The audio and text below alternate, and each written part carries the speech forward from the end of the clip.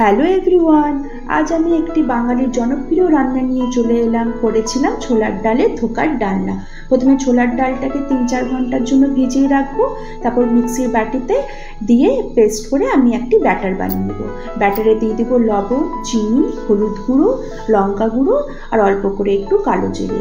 তারপর আমি ভালো করে নাড়াচাড়া করে আমি আধ ঘন্টার জন্য রেস্টে রেখে দেবো। তারপর ফ্রাই প্যান চাপিয়ে তাতে তেল দিয়ে ব্যাটারটিকে আমি একটি ডোয়ের মতন তৈরি করে নেবো। প্লেটে তেল দিয়ে এই ডোটাকে আমি সেট করতে দেব। ততক্ষণে এইদিকে মশলাটা বেটে নিই। এইদিকে দিয়ে দিয়েছি টমেটো, আদা, কাঁচা লঙ্কা। এই ডোটি ঠান্ডা হয়ে গেছে, তারপর আমি এটাকে পিস পিস করে কেটে নেব।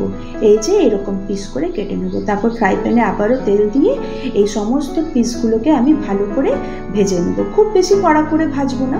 তারপর ফোড়নে দিয়ে দেবো গোটা জিরে, শুকনো লঙ্কা, তেজপাতা, গরম মশলা। তারপর ওই মশলা যেটা বেটে রেখেছিলাম সেটা দিয়ে দেবো। তারপরে দিয়ে দেবো ধনে গুঁড়ি, জিরে গুঁড়ি, লঙ্কা গুঁড়ি, লবণ, চিনি দিয়ে ভালো করে মিক্স করে মিক্সি ধোয়া বাটির জল দিয়ে দেবো। জল ফুটে উঠলে আমি ধোকা দিয়ে দেবো। হালকা করে ফুটে উঠলে উপর থেকে গরম মশলা আর ঘি দিয়ে দেবো। এই যে রেডি হয়ে গেল আমার ধোকার ডালনা, ছোলার ডালের ধোকার ডালনা। এইরকম একটি তরকারি যদি থাকে ভাতের পাশে আর কিচ্ছু লাগবে না। আপনারা অবশ্যই জানাবেন আজকে আমার এই রান্নাটা কেমন হয়েছে। সবাই খুব ভালো থাকবেন, সুস্থ থাকবেন আর আমার পাশে থাকবেন। টাটা।